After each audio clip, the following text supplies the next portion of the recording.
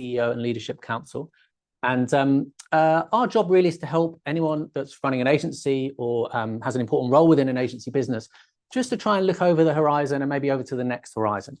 Try and think about what is on your agenda as a leader in an agency business in a time, as Matt says, of huge change, but also an enormous amount of opportunity as well. So I'm a sort of inveterate optimist. I think it is difficult for a lot of reasons right now. Running a business, evolving a business, changing the wheels on a moving bus, all that stuff is true.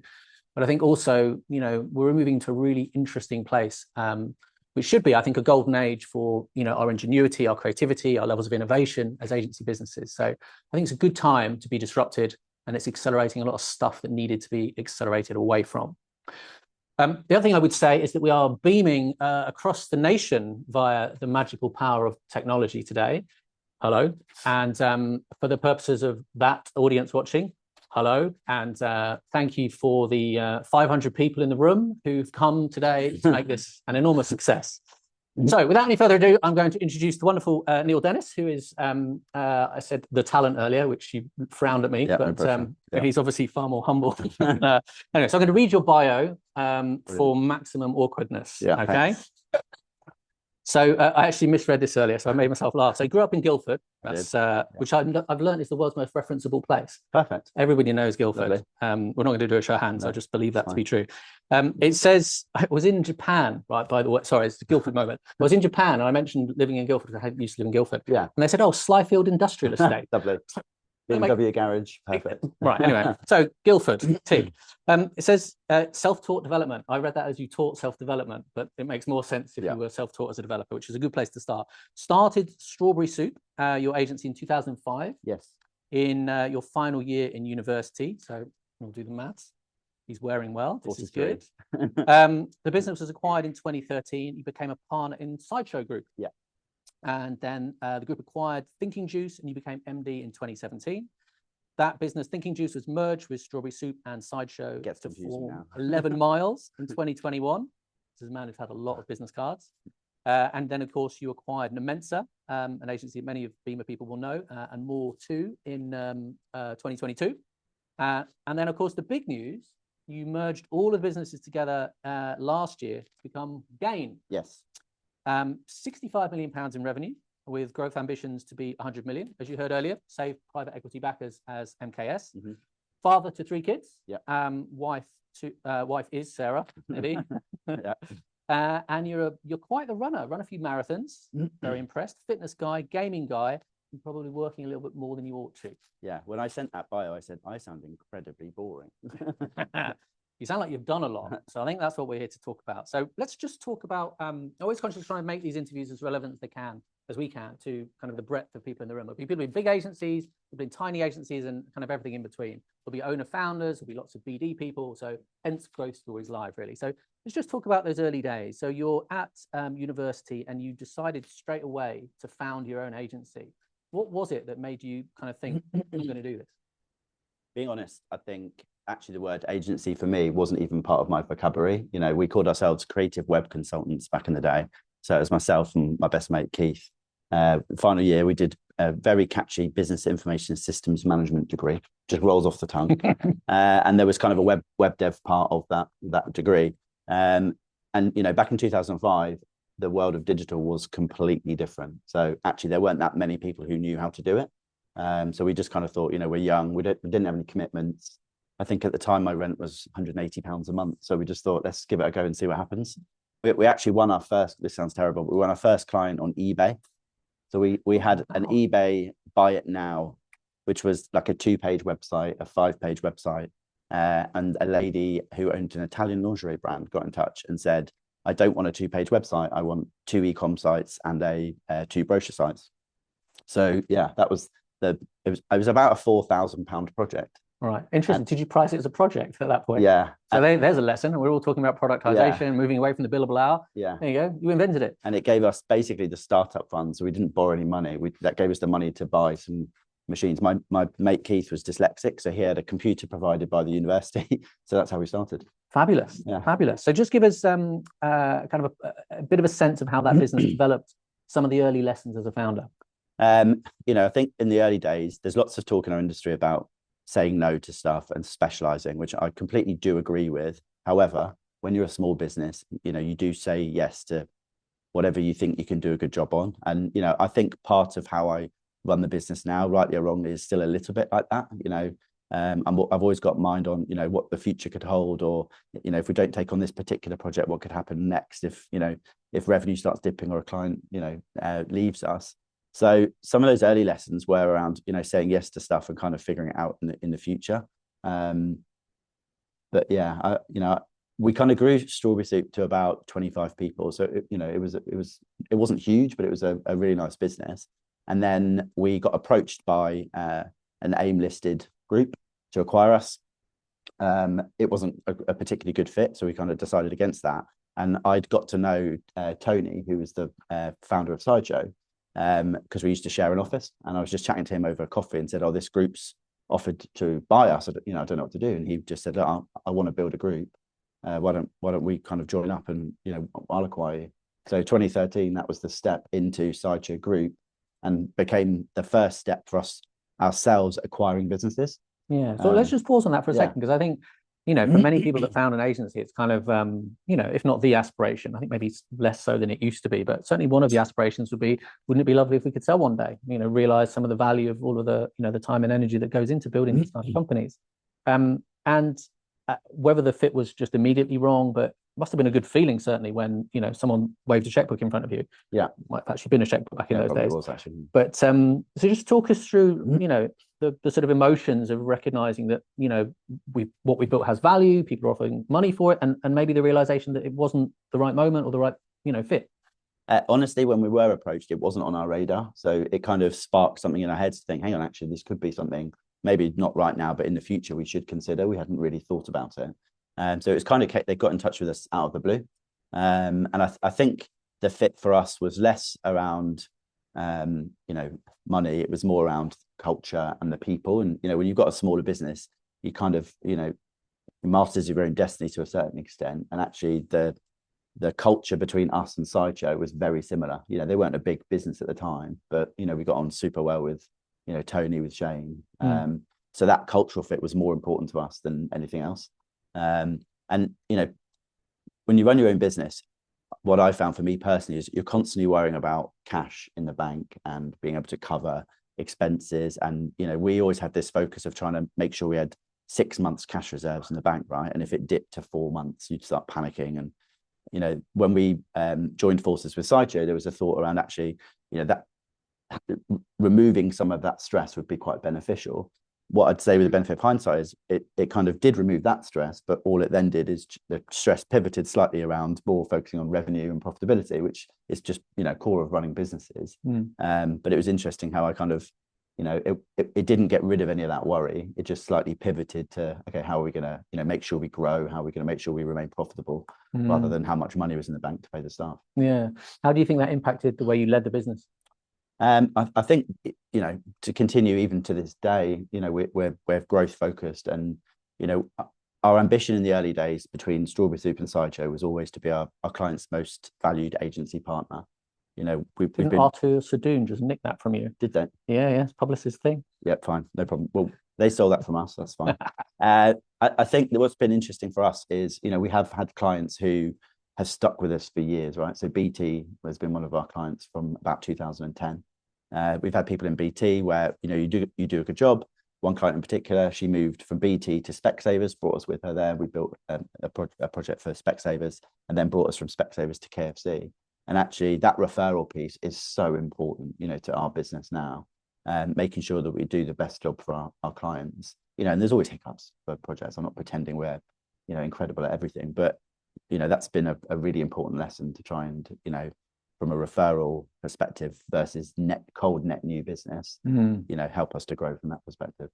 There's probably a good opportunity to reflect the fact that there's at least a handful of business development professionals in the room. So yeah, sounds like that's a sensibility pretty close to your heart. Yeah, I absolutely love business development. So my role's kind of evolved over the years. At one point, I was chief growth officer across the group. So that was basically pulling all the sales teams together, centralizing a big CRM project across 12 agencies into one. But yeah, my passion is the business development part, and generating leads, getting people to like us, getting to people to pick us, and kind of fulfilling that work to, fulfill what we've promised we're going to do. I absolutely love it. I think my dad was in sales, so kind of inherited some of that. It's in your blood. Yeah, exactly, from him. Love it. Yeah. Love it. So what would be a pearl of wisdom you'd offer to the BD people in the room? The thing that I found is to not take yourself too seriously.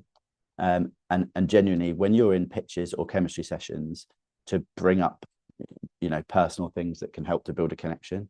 I found actually in the world of virtual calls, it's a lot easier to do that now because people have stuff behind them, or, I remember a couple of, connections. So one of our clients previously is a guy called Tim Little, who owns Grenson Shoes, and he's massively into jazz, and I really like jazz as well. So we kind of bonded over some vinyl behind. He had jazz photos behind him. I had my vinyl records, and it just helps that. Whereas, obviously when you're in big meeting rooms and boardrooms, it's harder to kind of pull some of that stuff from it. But the quickest you can build a connection on a personal level, the better, is my opinion. Yeah, there's probably two things on that. For one, make sure you are into jazz if you're going to wheel out. Exactly. Yeah. And Miles Davis. Yeah.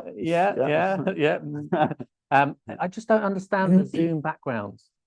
Yeah, I agree. It just makes no sense to me. Makes no sense to me. As if someone's going to perceive you more professionally if you've got a sort of weird blurry thing behind you with a massive logo. Yeah, it makes no sense. Yeah. Anyway, I digress. So, you've obviously had this brilliant relationship with Tony. Yeah. And it's amazing, I guess one of those sort of sliding doors moments where you happen to share an office with someone, build a relationship. They've got probably some insight as to the qualities of your business.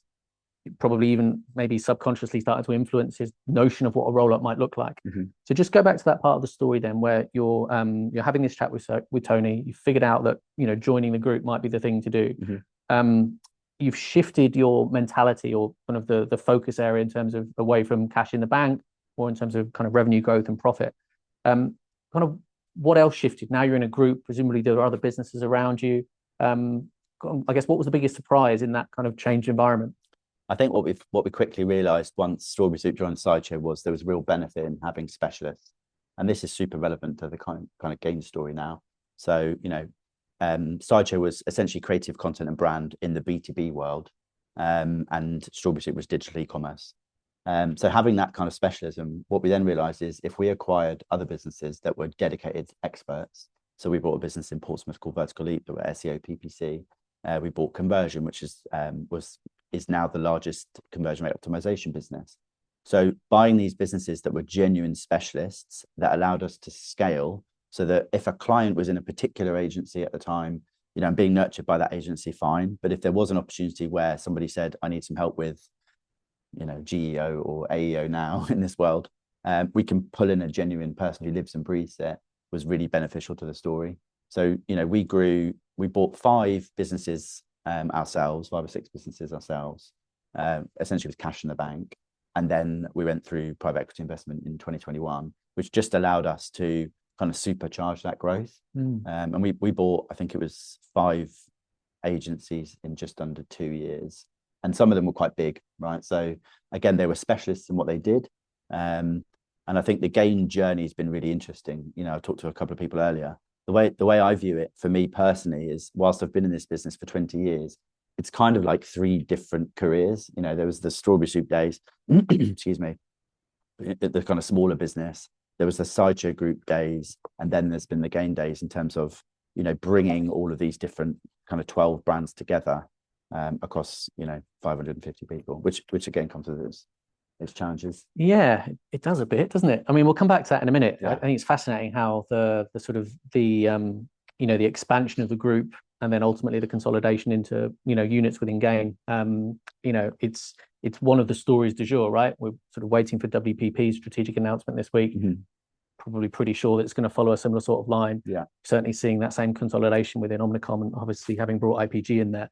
But it's exactly the same logic that's going on, in the broader part of the sector as well. But so we'll come on to that in a second. But I'm curious about the PE investment piece. So again, I'm sure it will be a lived experience or an aspiration for a lot of people in the room to have that kind of investor, come in and share a vision, that sort of boost in terms of them deciding to back you, and then of course the being able to go out there and buy 5 businesses in no time flat. So just sort of talk about your involvement with that initial PE investment. Yeah, so at the time there was Tony, myself, and Shane who, were kind of involved in obviously making the decision to kind of go into that PE space. It was led by Tony, but we were there kind of supporting. I think we found it really interesting because, not only were we going out meeting other, private equity firms, but starting to get an understanding of how they think when it comes to things like enterprise value, which arguably is a bit different to how we, previously thought. So yeah, we went obviously. What was the difference? I think what you realize is when you start thinking from an EV point of view, there's different levers that you can pull to generate enterprise value, which perhaps, excuse me, we hadn't kind of considered up to that point. So whether that would be, focusing slightly more on technology. So I've got a frog in my throat. Focusing more on technology, or launching some products, or industries or sectors you can go after, focusing more on annual recurring revenue rather than project work, all that stuff to kind of help to build value was, in the earlier days of running the business, stuff that wasn't necessarily on our radar. We'd pick work because work would come into us. We'd obviously proactively go after things. But yeah, it just slightly pivoted our minds there.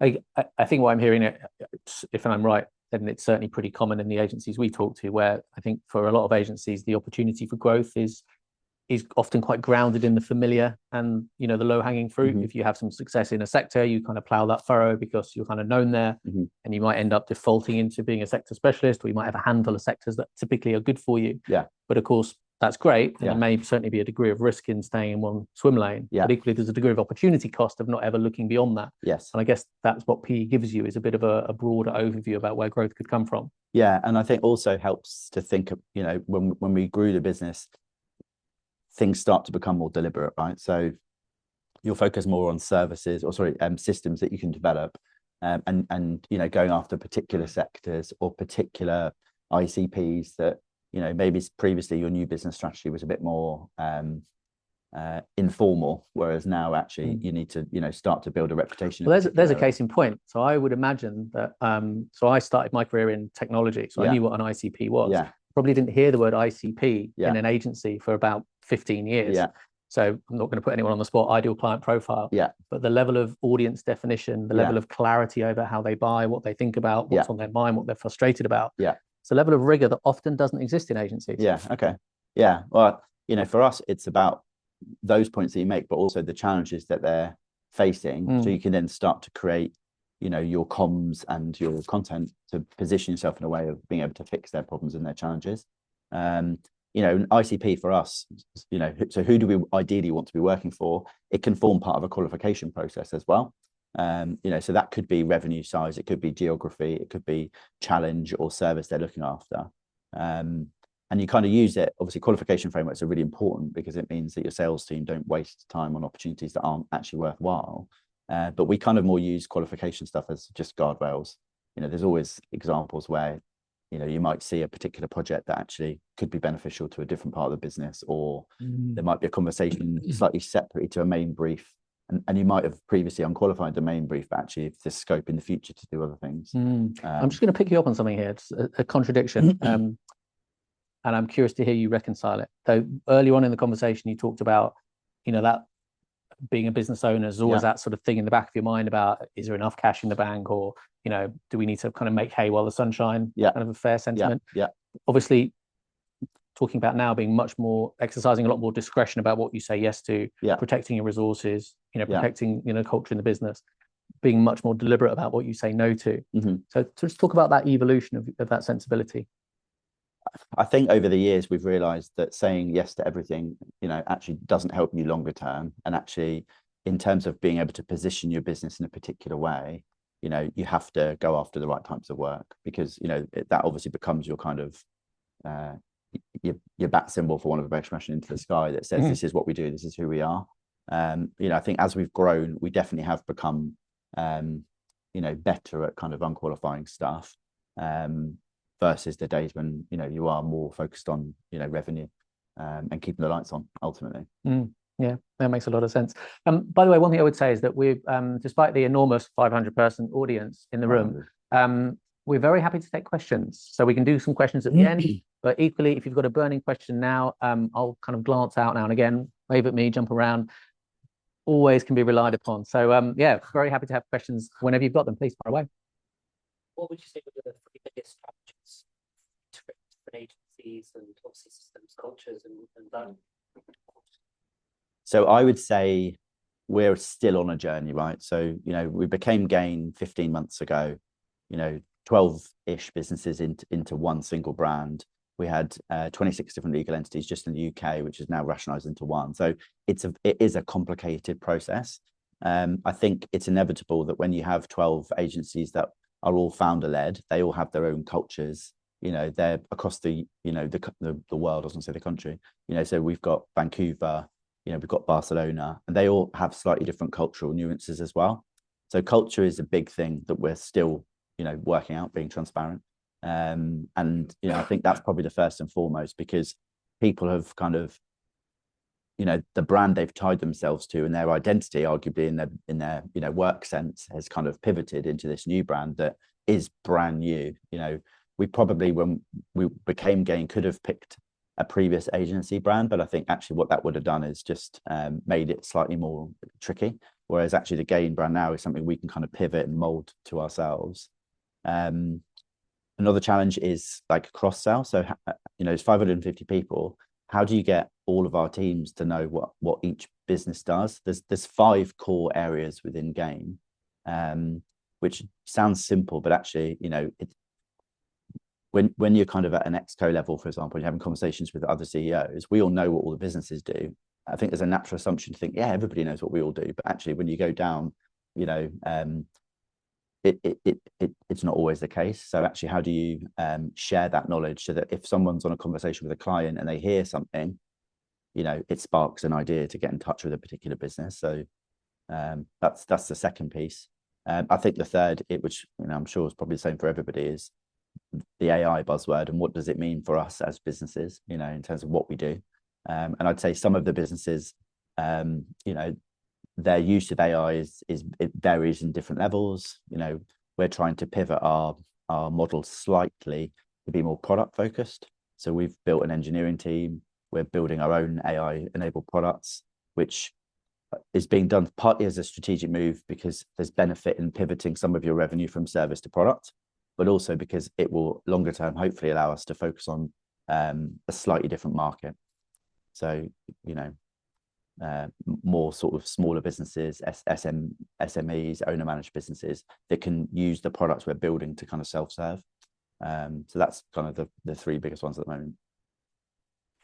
I'm super curious to pick up on the culture point. Yeah, it's always such an important topic. Yeah. So again, kind of when you're looking at bringing a vastly diverse set of cultures together. Yeah. Like, what did you do? Where did you start with that?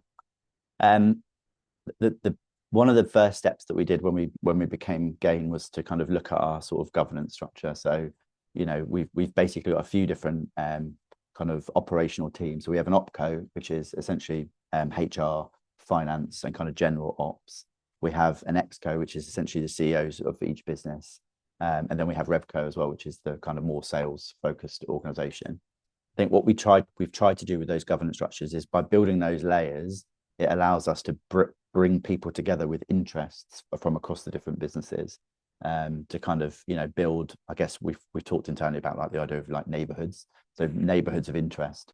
So again, if you think some of our businesses, we had a couple of SEO agencies, for example. Now they sat in their own independent agencies and they lived and breathed either the Vertical Leap brand or the Redico brand.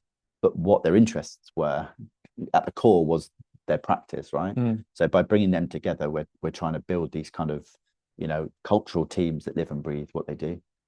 Like I said, we're not there yet, and it's hard to bring everybody on the journey. And in a nice way, people will decide, do they want to be part of a Gain journey, or is actually do they fancy staying in a smaller business? Which there's absolutely no hard feelings there.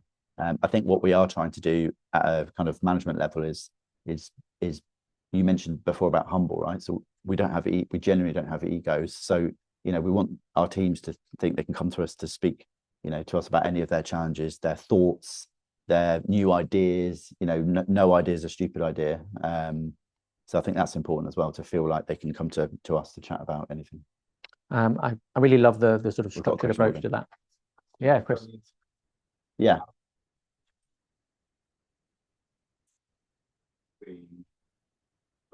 different P&Ls basically. Yeah. Who wants the revenue and sharing? So previously it was tricky. Pre-gain, we did have essentially 12 different P&Ls. And if you imagine each MD of those 12 businesses were responsible for their revenue and their EBITDA ultimately. So, it was harder back then. I'd say now we have one single P&L. So actually, whilst we are accountable for our individual revenues in our businesses, there is a bigger holistic piece of how is gain performing and how can we support with that. So, we typically do, offer resource at cost price, because if you've got somebody on a bench that has capability or capacity, it makes sense for all of us together to get that person busy on a project from over there. So it's definitely, simplified that process. And our CFO Tamsin's brilliant as well. So actually helping people to understand the benefit of, pointing revenue over in particular area so it doesn't affect somebody else is not a problem anymore. Wonderful. Yes, please. It's all right. And how you kind of carry them through that, and if they felt as though it affect them and their relationship with you. Yeah. So when we first announced we were becoming Gain, I think, I'd say in most cases, because we'd already become, a lot of the businesses for a couple of years, for example, even the more recent acquisitions had become, were part of Sideshow Group, it was more framed around, a slightly different name, a brand, and actually the benefit of these businesses coming together. So the offer to a client is, there's no hard sell, but we've got the ability now to be able to seamlessly offer you a much wider breadth of services than what you currently perhaps know. So that was the framing of it was quite important. I'd say, being transparent, there obviously were clients, probably a bit like team members, who had bought into a 25 strong business and were, a larger client in that portfolio that then became a less large client in a bigger company portfolio. So it was important for us to give the confidence that, they weren't going to be deprioritized for other bigger, clients. There was a little bit of churn, being honest, but actually less than we thought there was going to be. So yeah, and the other part was it was business as usual, right? So the people that they were used to talking to, we weren't changing any of that, right? Each business has its own sort of client services, account management, delivery team. So again, it was business as usual from that perspective. No worries.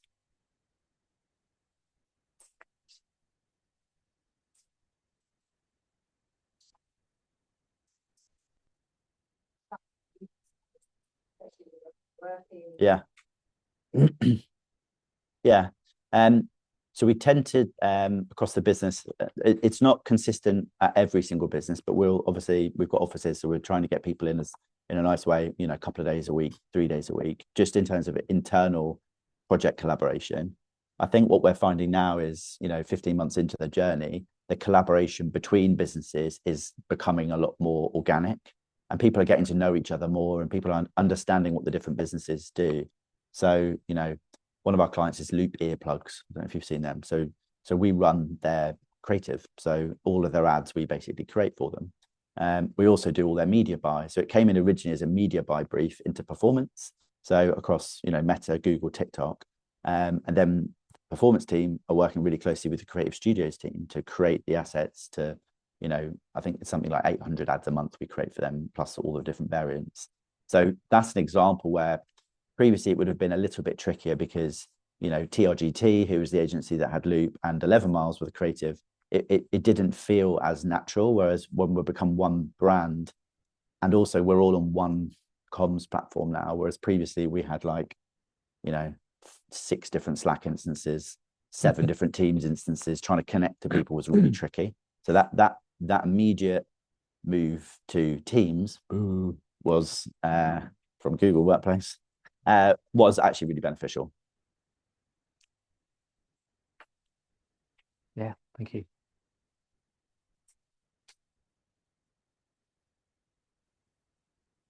We don't at the moment. Yeah, interesting. We've got a few partners that we work with in APAC, but yeah, at the moment we don't actually. Yeah, it is definitely a growth focus for us. you know, in the future. At the moment, we're more focused on US and Europe just because we have entities there. But APAC is definitely an area we want to look at in the future.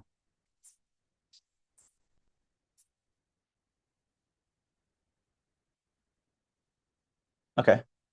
Okay. Nice. Yeah, definitely. Yes. So we have a couple of, we work with HSBC and Prudential, who are, yeah, a lot of our content we produce is out in Singapore and Hong Kong as well. So yeah, we'd love to chat later. All right. To ask a question on the evolving nature of the community model, but before I do, yeah, my first website was in 1999. Yeah. Flash website. Nice. £5,000. Yeah, yeah. It's heavily inspired by a website boy.co.uk, which you can fit now. There's a YouTube video of that. Oh, really? Flash back in the day. Yeah. But it's interesting to get your perspective on such a large organisation, but how agencies kind of really need to pivot into the future, just to serve the more demanding needs of clients in terms of, you know, without going on a tangent about AI, but, you know, just preserving value you give and protecting margin. In terms of how they should pivot their service offerings to that? No, in terms of the offering, in terms of their clients who are like understanding and writing it into kind of contracts about how we're using AI. Okay. And, you know, understanding that it's providing efficiency on our end, but yeah, we want to preserve that efficiency to protect our margins. Yes. Yeah.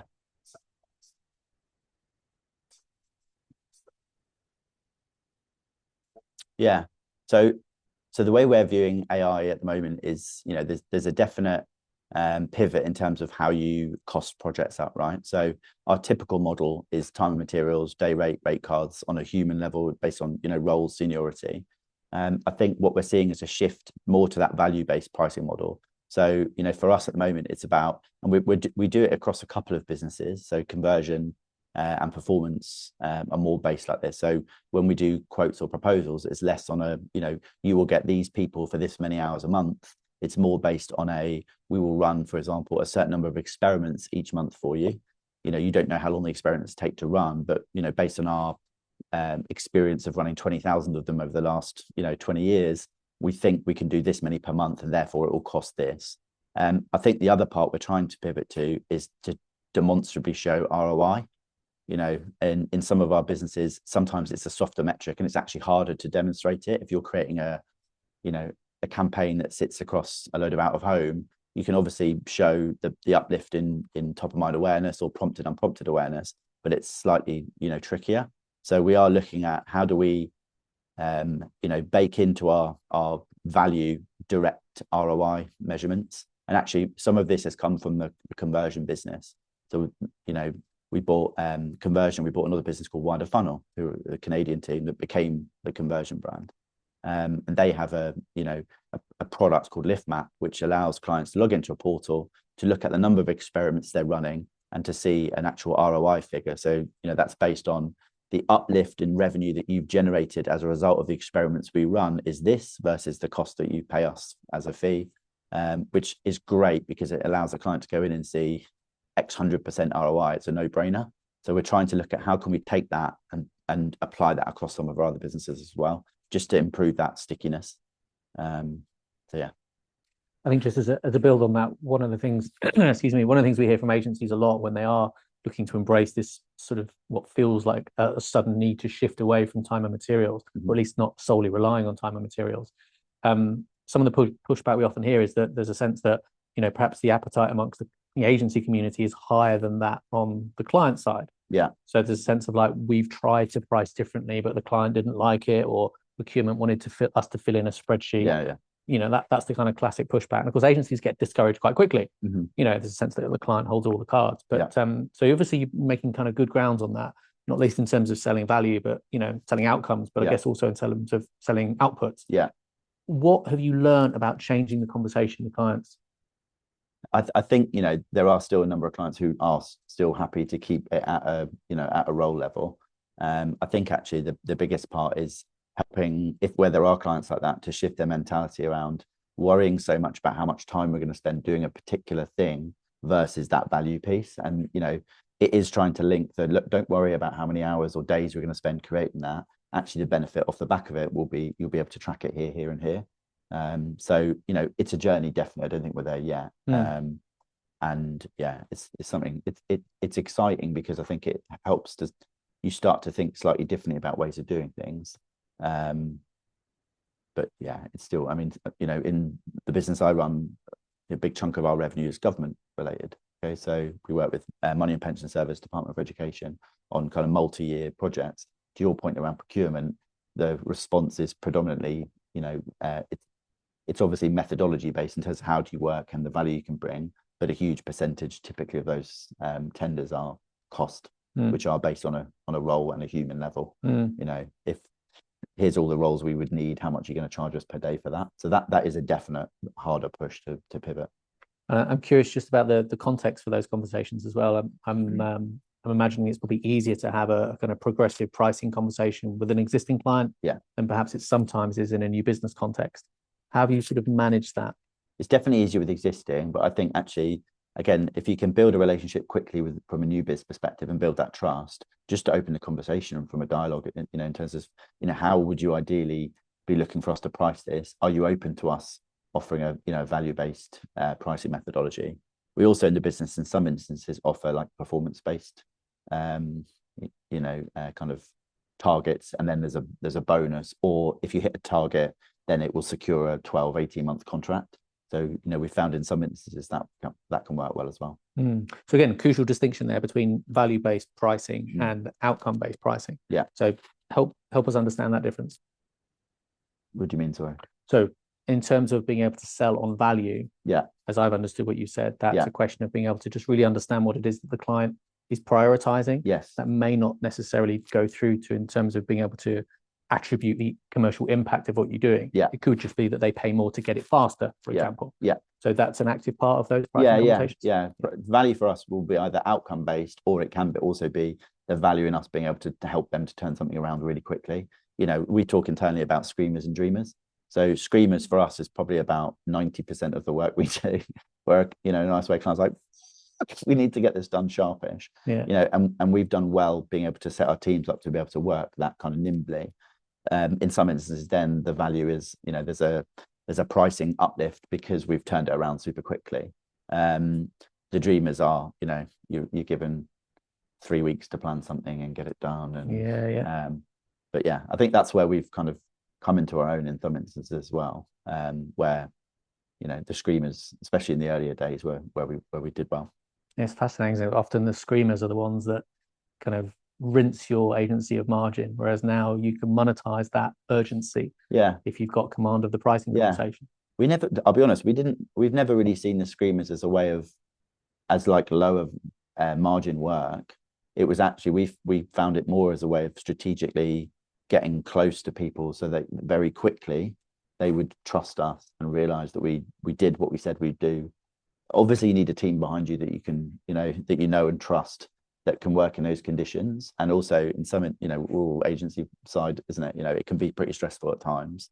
But I also think sometimes those screamer briefs are a way culturally of bringing your team together, because you're all in it together. You know, you might have to pull a couple of all-nighters to get something done, but once it's done, the client's chuffed. You know, everybody's kind of in that sort of halo of positivity. Yeah, love it. So we're going to do some more questions. Yeah, fabulous. Right.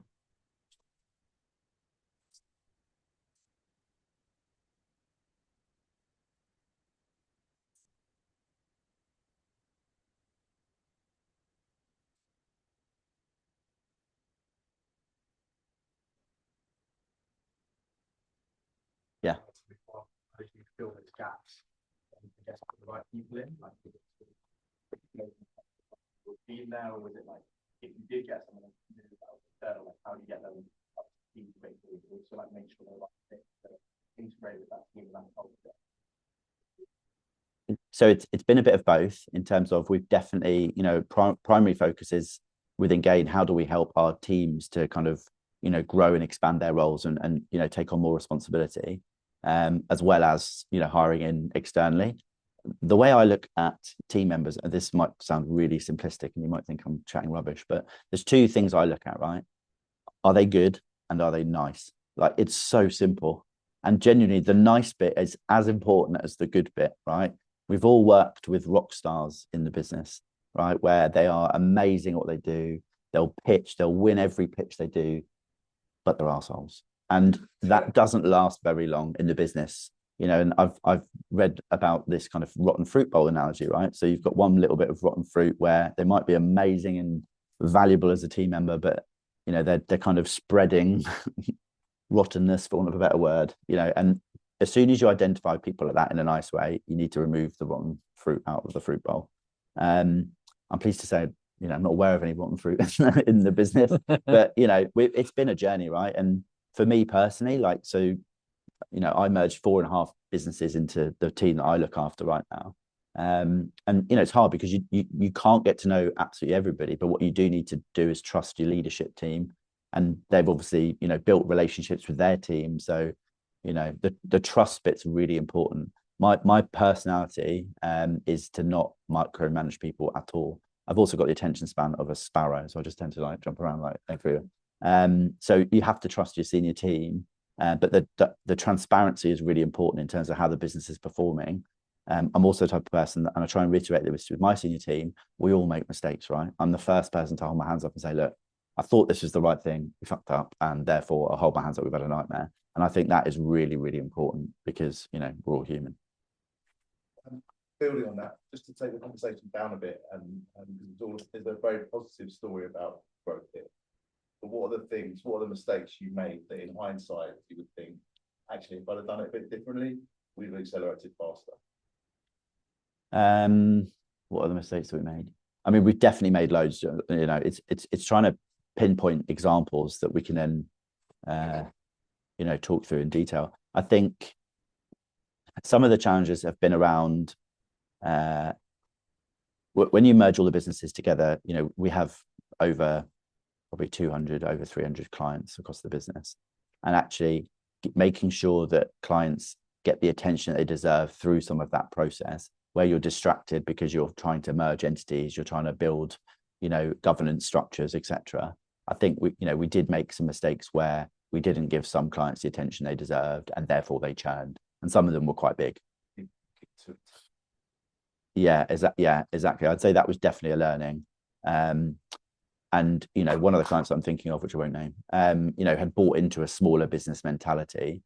And whilst we, you know, to your question, the narrative was that don't worry, we're becoming gain. You know, nothing really will change day to day, but there's value add in terms of extra services. Actually, they didn't get the attention they deserved, and therefore, you know, that was a chunk of revenue. So, you know, definitely, if with the benefit of hindsight, I'd probably look at, you know, tiering all of our clients from a revenue perspective earlier. We've done it now, but tiering them and making sure we have representation across the bigger ones. That client was about 1.5 million a year, so that's a chunk of revenue. Yeah, but you know, you live and learn. Love it. Yes, Carl. Yeah, please. From a marketing strategy perspective, when you've got these kind of modular businesses that could be sold by themselves, and when how have you navigated that being one strategy now in the game? So the strategy and the proposition at the moment is, for us, is around rebel thinking, real results. Okay, so rebel thinking means different things to different people, and I mentioned before about government. So actually, arguably, the government are less interested in rebels and more interested in a really consistent, you know, team. So for us, the rebel thinking, we dial it up slightly differently depending on the type of client we're talking to, but ultimately it instills this concept of just thinking slightly differently, right? So, you know, rebel thinking is one of our values that we look at from a, you know, hiring people, how are people behaving day to day? When we do annual reviews, you know, we measure people against the values. Another value is making it happen. So actually, that a bit like the screamer example that I mentioned, having people that are, you know, open and willing to kind of, you know, hit the ground running and you know, get results quickly is really important. And then the last one, which is relevant to your question, is swarming our expertise, right? So I know I talked before about when we were a Sideshow group and we talked about being specialists at scale. Swarming the expertise allows us to basically, if a client has a problem, pull in the experts as and when needed.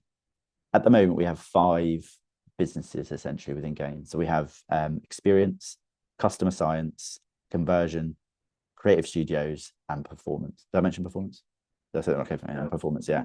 So each of those businesses have a particular market that they play in and have autonomy to market themselves, but they benefit from the Gain brand as well. So we have essentially, we've built a central marketing team, which is headed up by our marketing director called Lisa.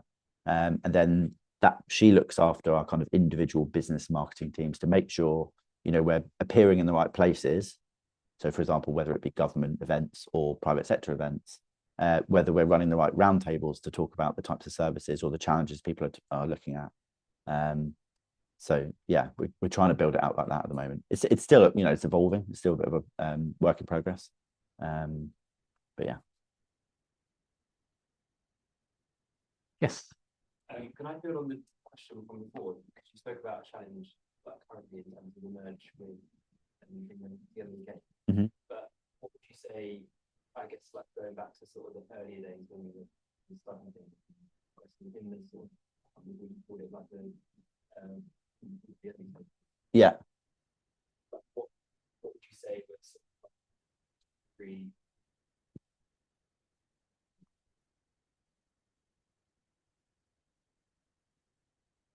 I think so when I was running Strawberry Soup, you know, I think it's inevitable that when you get acquired after a few years of being acquired, you think like, how could my career or how could this journey be different if we hadn't been acquired?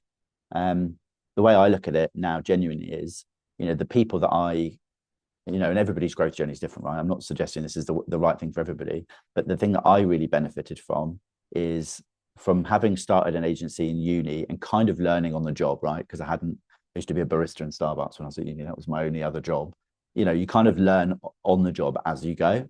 And when we became part of Sideshow, I was working with people who were very experienced in the industry, which I just learned. I was turned myself into a sponge, right? I just tried to learn as much from the people that had lived and breathed it previously. So I think that was a really important piece for me to know that actually it was the right decision to have made. I also think, you know, for me personally, again, like the experience that I've had going through, you know, where we've bought these businesses and they've stayed standalone, but you've got really close to them and you've understood how they work and you figured out how to cross sell a client that's in this business over here. Again, there's just interesting learnings that you have. I think the private equity journey was interesting as well. You know, I had never been involved in anything like that before. And it was, you know, it was just really interesting. You know, I think it was an interesting time for me personally. So I mentioned to Robin yesterday. So when my daughter was 7, she had kidney cancer. And when she was in hospital, it was when we were going through all the private equity stuff. So when I look back now, I think, you know, she was in the hospital and, you know, I was kind of downstairs in Costa Coffee, meeting private equity firms. And there's definitely a part where, you know, I look back and think, fucking, that was pretty bad. But actually, you know, it isn't, because it's just a different learning and a different experience that you go through. And, you know, the thing I mentioned to Robin yesterday was having gone through that with my daughter, she's fine now, just to be clear. So, you know, having gone through all of that, it massively changes how I think about business now. You know, business is important because we need to earn money and, you know, you want to cover your team's salaries and you want to grow, etc. But actually, there's much bigger things to worry about. Beautifully put. Yes, please do.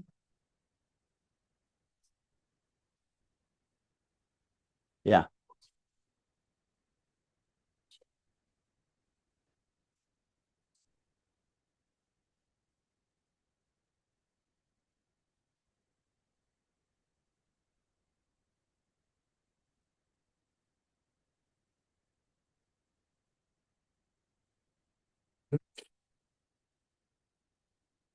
Yeah.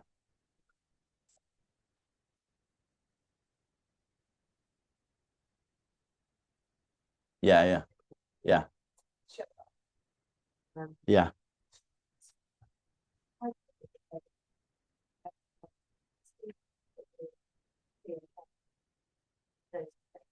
Mm. I think it's going to be interesting, right? Because, you know, I've got 3 kids. So I've got twin boys who are 11 and Ella's 13 now. And you know, even as a parent now, I'm thinking, you know, what could the future of career look like for them? I think with AI, etc., you know, I can't predict what it will, you know, how it will change or evolve things. I think, you know, what I am even thinking in my own head is that the kind of traditional career path, this is my opinion, will kind of be thrown up in the air. So, you know, that when I was younger, it was, you know, school, college, university, go and get a job or go and start something. You know, I genuinely think that will pivot massively now. You know, historically in our businesses, we've actually hired, you know, very young talent who have been, you know, kind of very talented developers, for example. You know, we've got a guy in my team now, Harry, he's one of my technical directors. You know, he's been with me, I think, since he was about 16, 17, went to uni and came back again. And I think for younger people, how they can try to get into organizations as early as possible to show that willing and that the way of thinking is really important. And also, you know, figuring out how AI can impact their day-to-day lives as well is a big challenge. So we've probably got time for maybe 2 more questions. So now is your moment. Yes. What's the best thing about your job? Genuinely, the people. I'm not just saying that. I really love my team, both team and client people. Just because I work. Yeah, like, you know, it's the most interesting part, isn't it? Like, I love tech and I love, you know, new ways of doing things, but actually you need the people to do it, you know, especially in the world of AI. Absolutely. Keith's still on the journey with you. So Keith exited, but he's still my best mate. It was his birthday yesterday.